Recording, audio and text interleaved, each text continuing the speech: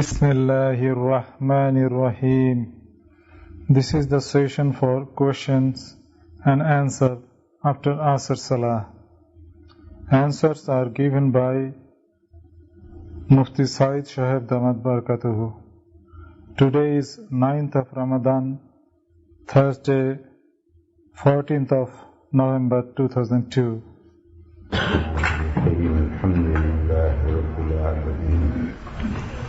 والصلاة والسلام على سيد المرسلين وعلى آله وصحبه أجمعين. کل بات پوری ہوئی کیا ہے؟ بات کا سوال ہے چھوکری ساتھ نکاح کر سکے. سبحان اللہ.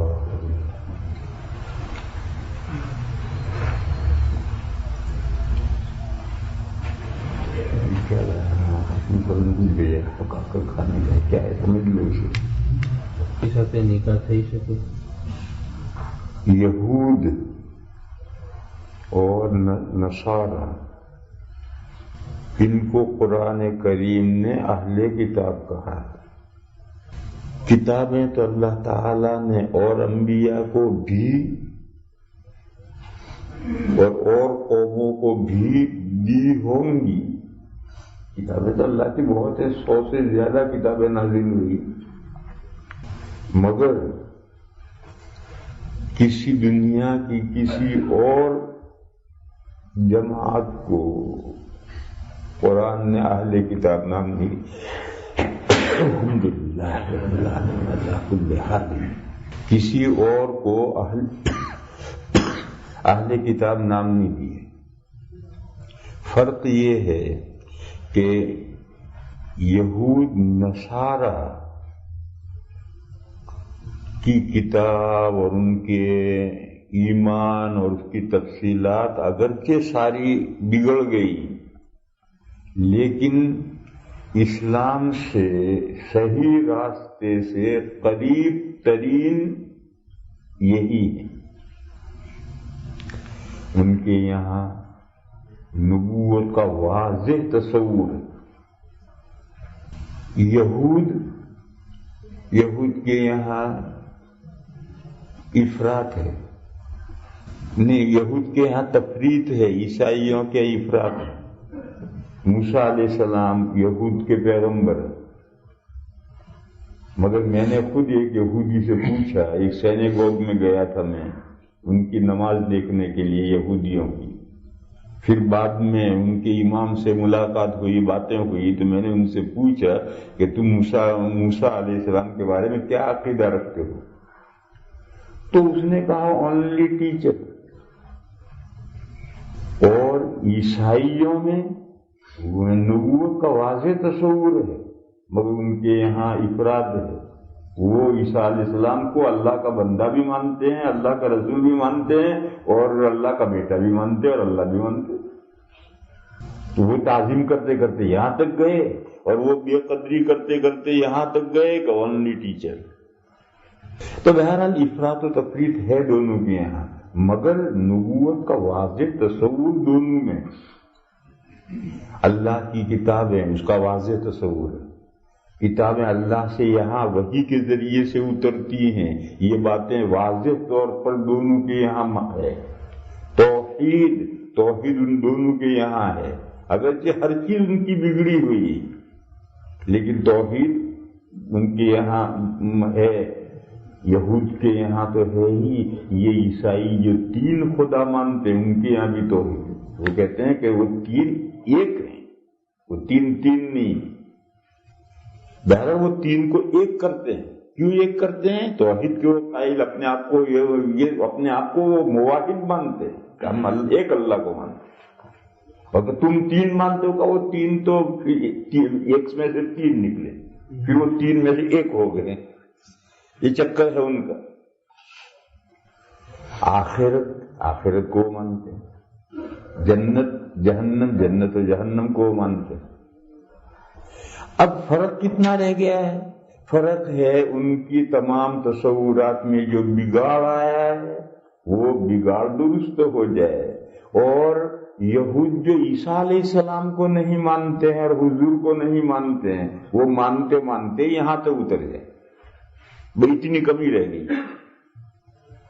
اور دنیا کی دیگر اقوام جو سب سے بڑی قومیں ہیں، یہ دنیا میں دو ہی بڑی قومیں ہیں، ہندو اور بدھسٹ، یہی سب سے بڑی دونوں قومیں ہیں، ان سے بڑی کوئی ملت دھرم نہیں۔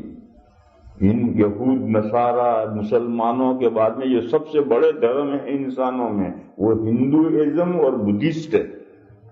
ان دونوں کے یہاں ان سب چیزوں کا دھندلا تصور ہو گیا ہے برائے نام، وہ نبوت نہیں۔ یہ جو فرقے ہیں یہود نصارہ اور مسلمان، نبوت کا جو مفہوم سمجھتے ہیں، ہندوؤں کے یہاں نبوت کا یہ مفہوم نہیں۔ ان کے یہاں جب انسانوں کی اصلاح کی ضرورت پڑتی ہے تو اللہ تعالیٰ اوتار لیتے ہیں، خود اللہ انسان بن کر کسی عورت کے پیٹ سے پیدا ہوتے ہیں، اور خود اللہ دنیا میں آ کر کے لوگوں کی اصلاح کرتے ہیں۔ یہ جو ان کے رشی وغیرہ سب ہوتے ہیں، وہ در حقیقت اللہ ہیں جنہوں نے انسانی روپ میں وہ دنیا میں آئے ہیں۔ یہ تو نبوت کا تصور ہے ہی نہیں۔ آسمانی کتابیں، آسمانی کتابوں کا ان کے کوئی تصور نہیں۔ ہولی بکس اس کا تصور تو ہے ان کے یہاں، لیکن آسمانی کتابوں کا کوئی تصور نہیں۔ ان کی ہندوؤں کی مذہبی کتاب ہے گیتا۔ گیتا کیسے وجود میں آئی ہے؟ گیتا کے شروع میں لکھ رکھا ہے کہ جب کوروں اور پانڈووں کی لڑائی ہوئی، جنگ ہوئی، تو بھگوان کوروں کے ساتھ پانڈوں کے ساتھ تھے۔ وہ تھوڑے کون تھے؟ 5 کون تھے؟ پانڈو ان کے ساتھ تھے، اور وہ تو 100 تھے، یہ کل 5 تھے، تو بھگوان ان کے ساتھ تھے تو 6 ہو گئے، 5 یہ اور ایک بھگوان ان کے ساتھ۔ تو ان کا لیڈر تھا ارجن۔ جب جنگ میں رتھ لے کر چلے ہیں تو ارجن کو بھگوان نے یہ نصیحتیں کی، اور وہ ارجن نے وہ نصیحتیں لکھ لی سب، وہ گیتا کے 17 باب ہو گئے، گیتا میں 17 باب۔ تو اب ایک انسان ہے جو دوسرے انسان کو نصیحتیں کر رہا ہے، وہ سب لکھ کر جمع کر لی گئی، وہ گیتا بن گئی۔ آسمانی کتابوں کا یہ تصور نہیں۔ اور جو ان کے یہاں 4 وید ہیں، وہ یہ کہتے ہیں کہ یہ 4 وید تبت کے رشیوں پر اگے ہیں۔ وہاں تبت میں رشی زمین میں سے اگے ہیں، ان زمین میں سے اگے ہوئوں کے اوپر پھر اگے ہیں، یعنی ایک چیز نیچے یوں نکلی، پھر اس رشیوں کے اندر سے پھر یوں اوپر سے نکلا۔ تو کہا یہ جو 4 وید ہیں یہ تبت کے رشیوں میں سے اگے، یہ بھی آسمانی کتابوں کا تصور نہیں۔ یہ جو انڈیا والے تبت پر بہت زیادہ نظر رکھتے ہیں، وہ ہندوؤں کے رشی وہیں پیدا ہوئے تھے، اور وہیں ان کے اوپر جو رشی تھے ان کے اوپر ان کے اندر سے 4 وید اگے۔ تو یہ جو وید اور گیتا، یہی تو 2 کتابیں ہیں ان کی ہولی بکس، اور تیسری جو رامائن ہے وہ تو رام کی ہسٹری ہے، سوانح عمری ہے، وہ تو کوئی تلسی داس کی لکھی ہوئی ہے، یا پھر وہ کون تھا والمیکی کی لکھی ہوئی ہے۔ پہلا والمیکی تھے، والمیکی کی نہیں مانتے، والمیکی کی جو رامائن ہے اسے نہیں مانتے، اور جبکہ والمیکی رام کے زمانے کا ہے، اور سیتا کو جب رام نے گھر سے الگ کر دیا تھا، کیوں پبلک نے آبجیکشن لیا تھا کہ یہ عورت بدکار ہے، تم اس کو اپنے گھر میں رکھو گے، حکومت نہیں کر سکتے ہو، یا تو حکومت کرو یا اس عورت کو الگ کرو۔ تو جب سیتا کو الگ کیا تھا تو سیتا جا کر اسی والمیکی کے یہاں رہی ہے جنگل میں، تو اتنا کلوز ہے، اس کی لکھی ہوئی رامائن نہیں مانتے۔ اور اس کے 2000 سال کے بعد تلسی داس کی رامائن اسے مانتے ہیں۔ تلسی داس عیسیٰ علیہ السلام سے 70 سال پہلے ہوا ہے، حضرت عیسیٰ علیہ السلام سے 70 سال پہلے تلسی داس ہوا ہے، اور وہ ابراہیم علیہ السلام سے 2000 سال پیچھے ہے۔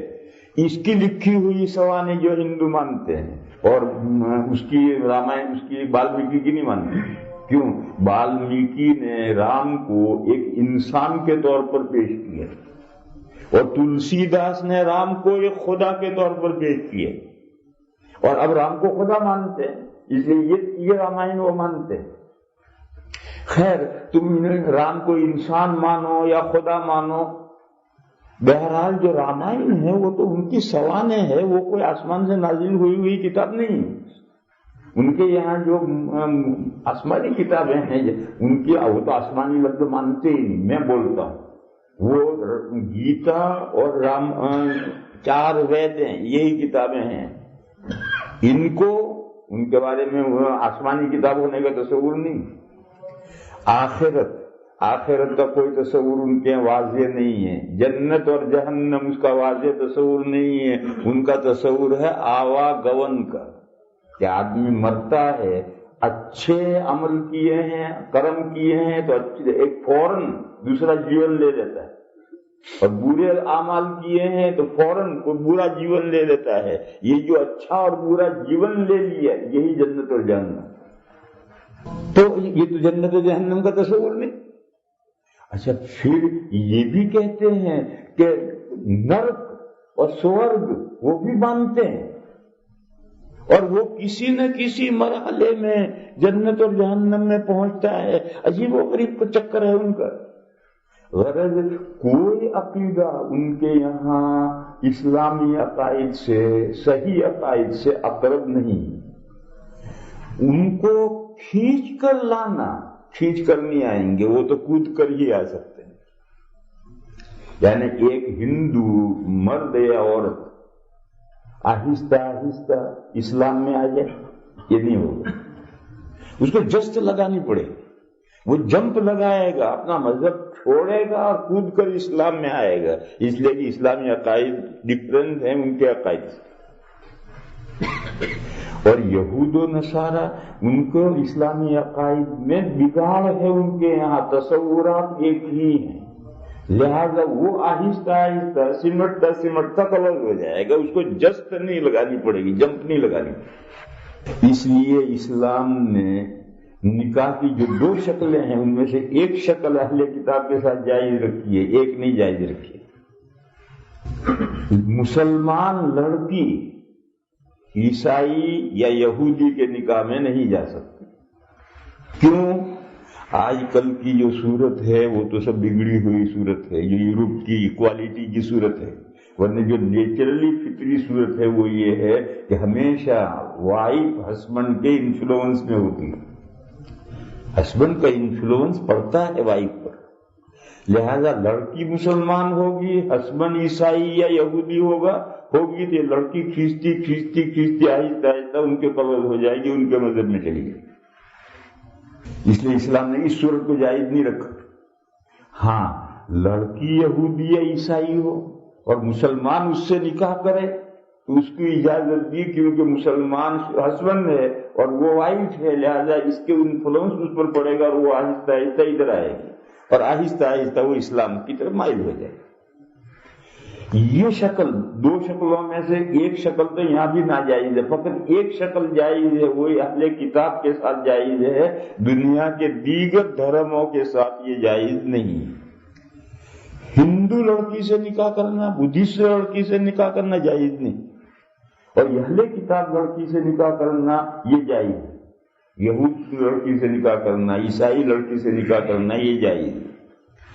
اور یہ مسئلہ قرآن کریم میں سورہ مائدہ کے پہلے رکوع میں بالکل 2 ٹوک ہے۔ اب اس کے بعد سنو، احوال جب بدلتے ہیں تو احکام بدلتے ہیں، احوال جب بدلتے ہیں تو احکام بدلتے ہیں۔ سچویشن میں 2 تبدیلیاں آئیں، ان 2 تبدیلیوں کی وجہ سے ہم یہ تو نہیں کہہ سکتے کہ ناجائز ہے، کیوں مسئلہ قرآن میں کلیئر ہے، لیکن اتنا ضرور کہیں گے کہ اس صورتحال میں یہ جو 2 شکلیں صورتحال بدلی ہیں، ان 2 صورتوں کے اندر ان اہل کتاب عورتوں سے نکاح نہیں کرنا چاہیے۔ 2 صورتیں کیا بدلی ہیں؟ ایک تو جیسی جہالت ہے، مسلمانوں میں جہالت، آپ کو آپ برا نہ مانے تو میں بتاؤں 50% دنیا میں مسلمان ایسا ہے کہ جس کو اسلام کے مذہب کی بنیادی باتیں بھی معلوم نہیں، کلمہ تک نہیں پڑھ سکتے اور کلمے کا مطلب تک نہیں جانتے، ایسا 50% مسلمان۔ گھومو، نکلو، جماعت تبلیغ میں نکلو اور نکل کر ساری دنیا کا دورہ کرو تو پتہ چلے مسلمان کس حال میں۔ تو اسلام جو آگے سب سے لیٹسٹ ہے، اس کے ماننے والوں میں جہالت کا یہ حال ہو گیا ہے۔ تو یہود و نصارہ تو اس سے پہلے کے مذاہب ہیں، ان کے یہاں تو تبلیغ اگر ہے تو غیروں میں ہے، اپنے اندر تو کوئی تبلیغ ہے ہی نہیں۔ ان کے یہاں اپنے اندر کوئی تبلیغ نہیں ہے، دوسروں کو عیسائی بنانے کے لیے تو محنتیں کریں گے مگر اپنا اندر کوئی تبلیغ نہیں۔ خود اسلام میں مسلمانوں میں جب تبلیغی جماعت نے مسلمانوں میں کام شروع کیا تو بہت سے علماء کو اشکال ہوا، تبلیغ تو غیروں میں ہوتی ہے، مسلمانوں میں کیا تبلیغ کرو؟ یہ اپنے اس تبلیغ جماعت کے کام پر لوگوں کو یہ اعتراض ہوئے تھے۔ اگر یہ جیسا آج تبلیغ کا کام ہو رہا، اگر یہ مسلسل جاری رہتا پچھلی صدیوں سے تو آج 50% مسلمان کلمے سے بے خبر ہو گیا ہے، یہ صورتحال پیدا نہ ہوتی۔ لیکن ایک لمبے عرصے سے غیروں میں باہر تو تبلیغ ہوتی رہی مگر اپنوں میں کوئی محنت نہیں ہوتی۔ اس محنت نہ ہونے کے نتیجے میں آج دنیا میں 50% مسلمان دین کی بنیادی باتوں سے بھی کلمہ تک نہیں جانتا، ان کا مطلب تک نہیں جانتا، موٹے موٹے عقائد بھی نہیں جانتا۔ تو یہود و نصارہ کے اندر تو تبلیغ ہے ہی نہیں۔ اس کے نتیجے میں یہود و نصارہ میں 10% یہود و نصارہ واقعی یہود و نصارہ ہے، 90% نصارہ اور یہود تو نام کے کرسچن اور نام کے جوز ہیں۔ وہ جوز یا کرسچن میں نان بلیف ان فیتھ، وہ کسی مذہب میں یقین ہی نہیں رکھتے۔ خواب ان سے پوچھ لی کہ تو کیا ہے؟ کرسچینٹی کیا ہے؟ I don't believe. یہ صورت حال ان کی ہوگی۔ تو پہلا تو یہ فرق پڑا ہے، اور اس فرق کا اثر پڑتا ہے ذبیحہ پر۔ اہل کتاب کا ذبیحہ بھی قرآن میں حلال ہے۔ جس آیت میں اہل کتاب کی عورتوں سے نکاح کا جواز ہے، اسی آیت میں ان کے ذبیحہ کا بھی جواز ہے۔ مگر آج صورتحال چونکہ یہ بگڑ گئی، 90% یہود و نصارہ رجسٹر میں تو یہود و نصارہ ہیں، باقی وہ کوئی مذہب مانتے ہی نہیں، نیستی ہیں، دہری ہیں۔ اس لیے مطلقاً یہود و نصارہ کا ذبیحہ نہیں جائز ہے اور اس کی اب اجازت نہیں دیتے۔ اللہ جانے جس نے ذبح کیا ہے اپنے آپ کو کرسچن کہتا ہے، مگر وہ کرسچینٹی میں یقین بھی رکھتا ہے یا نہیں رکھتا ہے، یا ویسے ہی رجسٹر میں اس کا نام کرسچنوں میں لکھا ہوا ہے۔ یہ مردم شماری ہوتی ہے، اس میں تو اندھا دھند مردم شماری تھی۔ گاؤں میں مشہور ہے کہ گاؤں میں سب عیسائی ہے، تو انہوں نے سب کے نام کیا عیسائی لکھی، جو پوچھیں گے بھی نہیں تم کون ہو۔ مان لو کہ ہندو ہے اس گاؤں میں تو ہر ایک مردم شماری میں ہر ایک کے نام کے ساتھ ہندو لکھ دیں گے، وہ پوچھیں گے نہیں، ہو سکتا اس گاؤں میں کوئی عیسائی ہو، کوئی یہودی ہو، سب کو ہندو لکھنا۔ ایسی مردم شماری ہوتی ہے اندھا دھند۔ اس لیے ذبیحہ کے مسئلے میں بھی آج فتویٰ یہ ہے کہ اگر آپ انڈیویجول جانتے ہیں ذبح کرنے والے کو کہ وہ واقعی عیسائیت میں یا یہودیت میں یقین رکھتا ہے اور وہ واقعی عیسائی اور یہودی ہے، ایسا انڈیویجول آپ کسی آدمی کو جانتے ہیں، ایک شرط۔ دوسری شرط یہ ہے کہ بسم اللہ اللہ اکبر، یعنی اللہ کے نام پر ذبح کرنا، یہ شرط ہے۔ بسم اللہ اللہ اکبر یہی لفظ ضروری نہیں، یہ تو عربی کے لفظ ہیں، دنیا کی کسی بھی زبان میں اللہ کا نام لے کر ذبح کرنا ضروری ہے، اور یہ شرطیں یہود و نصارہ کے یہاں بھی ہیں کہ اللہ کے نام پر ذبح ضروری ہے، اس کے بغیر ذبیحہ حلال نہیں ہوتا۔ بلکہ ان یہودیوں کے یہاں تو 17 شرطیں ہیں، چھپی ہوئی ہیں کاغذ پر، یہ 17 شرطیں پائی جائیں گی ذبح کرنے والے کے اندر تو جانور حلال ہوگا ورنہ نہیں ہوگا۔ ان 17 شرطوں میں سے ایک یہ بھی ہے کہ ذبح کرنے والا مرد ہو، عورت ذبح کرے گی، یہودیوں کے یہاں جانور حلال نہیں ہو۔ چھری ایسی ہو، چھری کی سائز بھی ہے اس میں، اسی لیے مشینی ذبح یہود نہیں مانتا، اور یوکے میں جب سب سے پہلے مشینی ذبح کا مسئلہ آیا تو انہی یہودیوں نے کیس لڑا اور پارلیمنٹ تک گئے اور اپنا ایکسیپشن کروایا. یوکے میں بھی جانور مشین سے ذبح کرنے کا قانون، اس کا اطلاق یہود پر نہیں ہوتا. انہوں نے پارلیمنٹ میں مقدمے کو لڑ کر اپنا ایکسیپشن کروایا. ان کے 17 شرطیں ہیں، وہ پوری چھپی ہوئی میں نے دیکھی. ان میں یہ بھی ہے کہ اللہ کے نام پر ذبح کیا جائے، اور ان کے سلوٹر ہاؤس میں ایک ربی نگرانی کے لیے مقرر ہوتا ہے کہ ذبح کرنے والا صحیح ذبح ہو رہا ہے یا نہیں. ان کے سلوٹر ہاؤس بھی میں نے جا کے دیکھے. ان کا ایک ربی ہوتا ہے جس کا ربی یون قرآن میں لگ رہا ہے. ان کا ایک ربی مقرر ہوتا ہے اور وہ باقاعدہ گھومتا رہتا ہے کہ ان کی شرائط کے لحاظ سے ذبح ہو رہا ہے یا نہیں. تو جیسا اللہ کے نام پر ذبح کرنا ہمارے یہاں ضروری ہے، ان کے یہاں بھی ضروری ہے. تو اگر آپ انڈیویجول آپ کسی بارے میں جانتے ہیں کہ یہ ذبح کرنے والا یہ واقعی عیسائی ہے، یہ واقعی یہودی ہے، یعنی وہ یہودیت میں یقین رکھتا ہے، عیسائیت میں یقین رکھتا ہے، اور وہ اللہ کے نام پر جانور ذبح کرے تو بے شک حلال ہے، نو ڈاؤٹ. قرآن میں یہ مسئلہ ہے. لیکن آج جو صورتحال ہو گئی، وہ صورتحال میں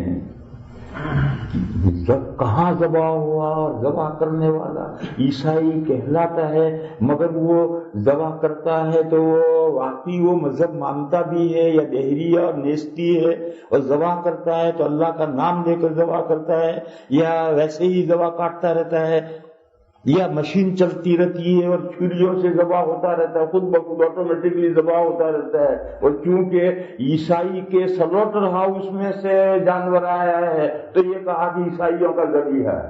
عیسائیوں کا ذبیحہ نہیں، وہ تو مشین کا ذبیحہ ہے، اور مشین خود بخود چلتا رہتا ہے، اسے کوئی ہاتھ لگانے والا بھی نہیں ہے، اور جو اس کے نیچے آتا ہے وہ فٹافٹ کرتا رہتا ہے.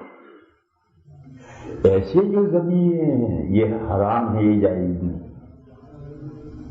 اور آپ کو تحقیق ہو جائے تو جائیے. ایسا یہی صورتحال فرق یہاں پڑا ہے. عورتوں میں فرق پڑا ہے کہ 90% عورتیں ایسی ہو گئی ہیں کہ جو کہتی ہم عیسائی ہیں مگر ہیں کچھ نہیں.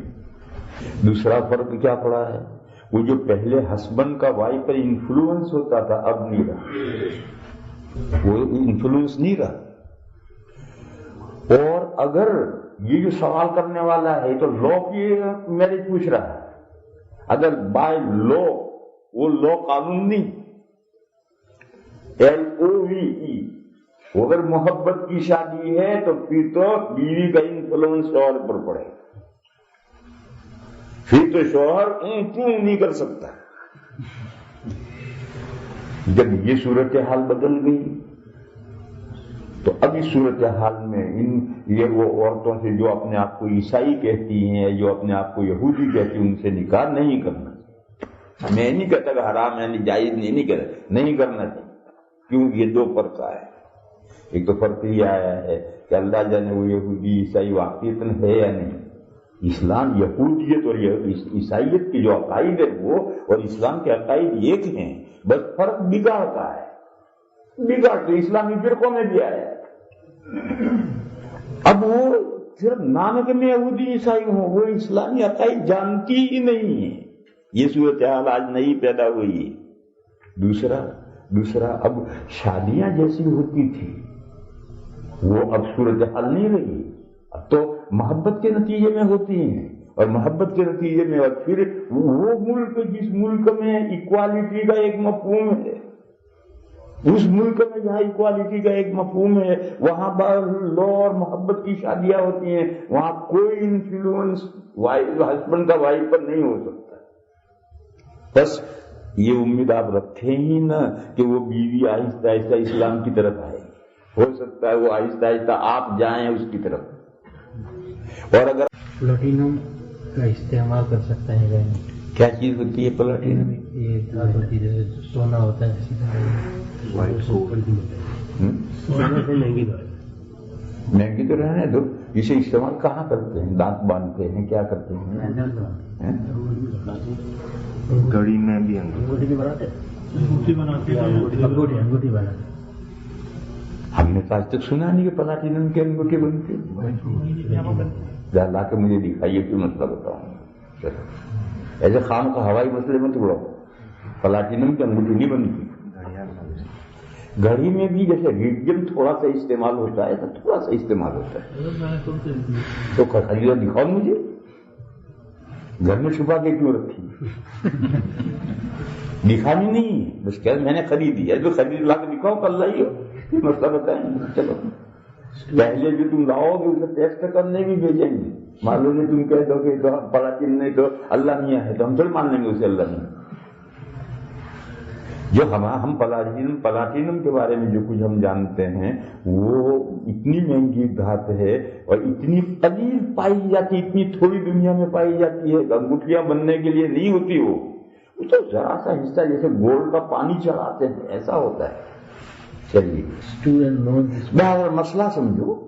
مسئلہ یہ ہے کہ اگر اس کا کلر ہے جیسا گولڈن گھڑی ہوتی, گولڈن ہوتی ہے, صرف اس کا کلر ہوتا ہے, اس میں کوئی سونے کا بھی کلر ہو سکتا ہے, اس کا بھی ہو سکتا ہے. اور اگر مسئلہ یہ ہے کہ ٹھیک اسی کا زیور بنایا جائے تو وہ تو ہیرو جیسا قیمتی ہے, جیسے ہیرے ہوتے ہیں ایسی قیمتی, مگر ہیروں کو بھی بہرحال لوگ استعمال کرتے ہیں مالدار.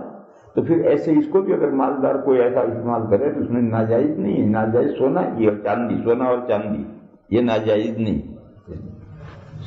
آپ یہ کہ قیمت کے اعتبار سے جو بھی سونے کے بقدر قیمت ہو یا اس سے زیادہ قیمت ہو وہ سونے کے حکم میں ہو جائے, ایسا کوئی مسئلہ نہیں. قرآن و حدیث میں سونا اور چاندی حرام کیے گئے ہیں, وہی حرام. اسٹوڈنٹ لون جس پر ہے وہ حج کر سکتا ہے یا نہیں؟ کیا جی, وہ وہی مسئلہ پوچھ رہے. حج کرے گا تو کون اس کو پھانسی مارے گا؟ کہتے حج کر سکتا ہے یا نہیں, اگر کرے گا تو کون پھانسی مارے گا؟ یہ پوچھتا کہ جس پر اسٹوڈنٹ لون ہے اس پر حج فرض ہے یا نہیں, یہ تو سوال ہے. ٹھیک ہے, لیکن ایک حج کر سکتا ہے نہیں, کرے گا تو کون کو پھانسی مارے گا بھی جا کر؟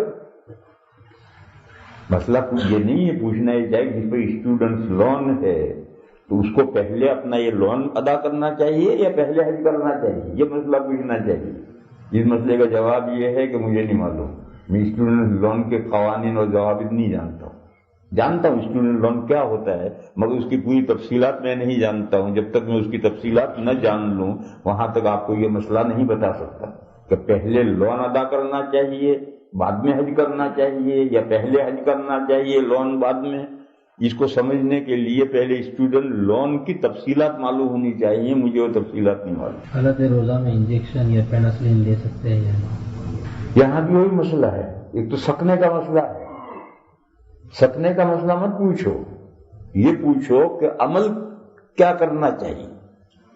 عمل یہ ہے ضرورت مجبوری کے بغیر روزے میں انجیکشن نہیں لینا چاہیے. اور کوئی مجبوری ہے اس میں انجیکشن لے لیا گیا تو روزہ نہیں ٹوٹتا, روزہ نہیں ٹوٹتا, مگر مجبوری کے بغیر روزے میں انجیکشن نہیں لینا چاہیے. اسی طریقے سے جسم سے خون نکلواتے ہیں تو جسم سے خون باہر نکلے اسے روزہ نہیں ٹوٹتا, مگر مجبوری کے بغیر روزے میں خون نہیں جسم سے نکلوانا چاہیے. وہ روزہ نہیں ٹوٹتا, مگر روزے میں خون جسم سے باہر نہیں نکلوانا چاہیے اور انجیکشن وغیرہ نہیں لینے چاہیے. انسولین جو ہوتا ہے وہ بھی کوئی ڈائریکٹ پیٹ میں نہیں پہنچتے, کسی میں کھایا پیا نہیں جاتا. زیادہ انسولین اگر اس نے لیا ہے یا ایک, لیکن روزے میں یہ نہیں لینا. ایک شخص بیمار ہے اسے کھانے سے پہلے انجیکشن انسولین لینا. رمضان میں پہلے افطار کرے گا, ایک کھجور کھا لیے, ایک گھونٹ پانی پی لیا, اب افطار کر کے اب انسولین لے کر اب آگے کھائے. یہ نہیں کہ اثر کے بعد انسولین پہ لے کے بیٹھ گیا تاکہ اذان ہوتی ہی کھانا شروع کر فٹافٹ نہیں. اگر جو روزہ انسولین لینے سے نہیں ٹوٹے, وہ ایک انجیکشن ہے, نہیں ٹوٹے, مگر روزے میں یہ چیزیں نہیں لینی چاہیے. مجبوری کے بغیر روزے میں انجیکشن نہیں لینا چاہیے, مجبوری کے بغیر روزے میں جسم سے خون نہیں نکالنا چاہیے. لیکن اگر کسی نے خون نکالا جسم سے ٹیسٹ کے لیے یا انجیکشن دیا تو روزہ نہیں ٹوٹتا اسے. آپ کہیں گے کہ کیوں؟ دیکھو پہلے مسئلے تھے بہت سے, اور وہ مسئلے آج بھی روزے میں ایک آدمی منجن لگاتا ہے منہ کھلا کر کے، جب رال ٹپکاتا رہتا ہے، پیٹ میں کچھ نہیں جاتا، مکروہ تحریمی ہے، مگر روزہ نہیں ٹوٹے۔ اگر پیٹ میں کچھ نہیں جاتا، رال ٹپکاتا رہتا ہے، منجن ملتا رہتا ہے، پیسٹ ملتا رہتا ہے، چھینکنی، جو گجراتی میں ہم تمباکو پیسی ہوئی ہوتی ہے، بعض لوگ چھینکنی ملتے ہیں، یہ ناک میں سونگے گا تو روزہ ٹوٹ جائے۔ اگر یہ کیا چھینکنی کو کیا کہتے ہیں؟ سنک، اس کو اگر سونگے گا تو روزہ ٹوٹ جائے گا، کیوں؟ سونگنے سے وہ دماغ میں جائے گا۔ اور دوسرا طریقہ یہ کہ اسے دانتوں پر منجن کی طرح ملتے ہیں، یہ اگر ملتا ہے، منہ کھلا ہے، رال ٹپکاتا رہتا ہے، گلے سے نیچے کوئی اثر نہیں جاتا تو روزہ نہیں ٹوٹے گا۔ مگر روزے میں ایسا مکروہ، سالن پکا رہے ہیں، ذرا سا لے کر کے منہ پر، زبان پر رکھ کر کے نمک چکھ کر کے تھوک دیا تو یہ مکروہ۔ روزے کی حالت میں ایسا سالن چکھنا مکروہ ہے۔ صرف اس عورت کو اجازت دی ہے جس کا شوہر بدتمیز ہے، جس کا شوہر نالائق بدتمیز ہے، پریشان مارتا ہے، پریشان کرتا ہے، کھانے میں گڑبڑ ہو جائے تو اس عورت کو شریعت نے اجازت دی ہے کہ وہ چکھ سکتی ہے۔ بہرحال یہ جو سب مسائل مکروہ کے، وہی مسائل یہاں لاگو ہوں گے۔ تو روزے اگرچہ ٹوٹے گا نہیں خون نکالنے سے، خون انجیکشن لینے سے، مگر اس حالت میں یہ عمل روزے میں نہیں کرنا چاہیے، اس سے روزے کو نقصان پہنچ سکتا ہے۔ روزے کو وضو میں پاؤں دھونے میں اصل غسل ہے یا مسح؟ غسل نہیں، غسل ہے یا مسح؟ یا غسل کو بغیر عذر کے چمڑے کے موزے پہنے رکھنا کیسا ہے؟ دو سوال ہیں اس میں۔ پہلا تو یہ ہے کہ ہم جو وضو کرتے ہیں تو اصلی حکم شریعت کا پیر دھونے کا ہے یا موزے پہن کر موزوں پر مسح کرنے کا؟ جواب یہ ہے کہ دونوں اصلی، مگر دونوں ایک ساتھ جمع نہیں ہوتے۔ دو حالتوں میں دونوں اصلی۔ آپ کے پیر ننگے ہیں، یعنی خفین آپ نے پہن رکھے ہیں، چمڑے کے موزے پہن رکھے ہیں، نہیں پہنے دھونا اصل ہے، یہی ہے، اس کے بغیر وضو ہوگی نہیں۔ آپ نے موزے خفین پہن رکھے ہیں، جی پہن رکھے ہیں اور شرائط کے مطابق پہن رکھیں گے، جی پہن رکھے ہیں۔ اب مسح ہی اصل ہے، اب دھو گے تو وضو نہیں ہوگی، تو اوپر سے اندر پانی ڈالتا ہے، سارا بھر دیا اندر، وضو نہیں ہوگی، اس کے اوپر مسح کرنا ہوگا۔ لہذا مسح اور غسل یہ دونوں اصل ہیں، کیوں؟ دو حالتوں کے لیے، ایک حالت میں نہیں، ایک اصل اور ایک اس کے قائم مقام کب ہوتا ہے؟ ایک حالت میں ہو، یہ دونوں حکم ایک حالت میں نہیں ہے، یہ دو حالتوں میں ہے اور دونوں حالتوں میں وہی اصل ہے۔ دوسرا کیا سوال ہے؟ بغیر عذر کے چمڑے کے موزے پہنے رکھنا کیسا ہے؟ بہت اچھا ہے، کون منع کر رہا ہے؟ جیسا ننگے پیر رہنے کا حکم ہے ایسا ہی موزے پہن کر رہنے کا حکم ہے۔ میں نے بتایا کہ دونوں حالتیں الگ الگ ہیں، ایک دوسرے کے قائم مقام نہیں۔ بعض ممالک ایسے ہیں کہ وہاں چمڑے کے موزے پہنتے ہی نہیں، یہ کپڑے کے موزے ہم یو پی میں نہیں پہنتے، سردی میں مہینہ بھر یہ کپڑے کے موزے پہنتے ہیں۔ اور بعض ممالک ایسے ہیں کہ وہاں سال بھر چمڑے کے موزے پہن رکھنے پڑتے ہیں۔ یہ تو احوال پر جس وقت آپ کا جیسا حال ہو، آپ ہمیشہ چمڑا کے موزے پہنے رکھیں، ہمیشہ ننگے پیر رہیں، نہ پہنے، جس حال میں ہوں گے اس کے احکام ہیں۔ اپنے موزے نہیں پہن رکھے تو اس کے احکام پیر دو، موزے پہن رکھے ہیں تو ان کے احکام ہے کہ یہ شرط تو مسا کرو، زندگی بھر کرتے ہو، کون منع کرو۔ یہ جو اشکال ان کا تھا، وہ پہلا جو سوال تھا اس کا مفہوم ان کے ذہن میں غیر واضح تھا۔ وہ یہ سمجھتے تھے کہ پیر دھونا اصل ہے اور موزوں پر مسا اس کے قائم مقام ہے، یہی ان کا تصور غلط۔ میں نے بتایا کہ مسا اور دھونا یہ دونوں دو حالتوں میں دونوں اصل ہے۔